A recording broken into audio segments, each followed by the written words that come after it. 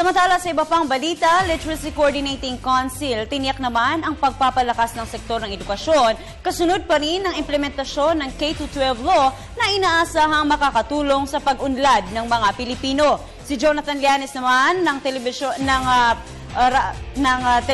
ng TV Baguio para sa detalye.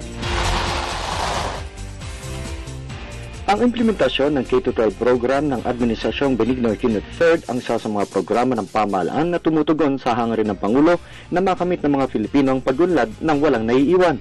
Ito ang isa lamang sa mga pinagpulungan sa naisagawang National Literacy Conference sa Teachers Camp Baguio City, maliban pa sa mga suliraning kinakaharap ng mga LCC coordinators sa iba't ibang panig ng bansa sa pagpapatupad ng mga programang pang-edukasyon at sa kung papaano epektibong maisakatuparan nito. Ayon kay Norma Salcedo, Head Secretariat ng LCC, sa pamamagitan ng mga institusyon gaya ng Literacy Coordinating Council na ilalatag nito ang pangkalahatang polisiya at koordinasyon ng mga hakbangin sa pagitan ng pamahalaan at pribadong sektor tungo sa nagkakaisang edukadong bansa.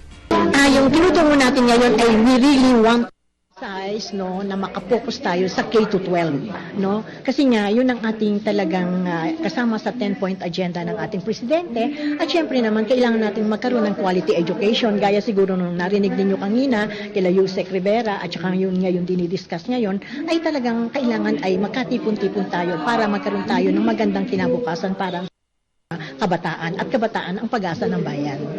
Kaugnay nito, sakaling makamit ang nagkakaisang kalaman at edukasyon sa ating bansa, naniniwala ang LCC na susi ang mas komprehensibong pamamaraan ng edukasyon gaya ng K-12 upang maiangat ang kabuhayan at kinabukasan ng mga Pilipino. Ito rin anyang tumutugon sa mga pangunahing estratehiya ng pamahalaan na makamit ang inclusive growth. Kasi ang focus natin ngayon, 2030 National Literate Conference is about the literacy for inclusive growth. In line with the 2013 SONA ng ating presidente.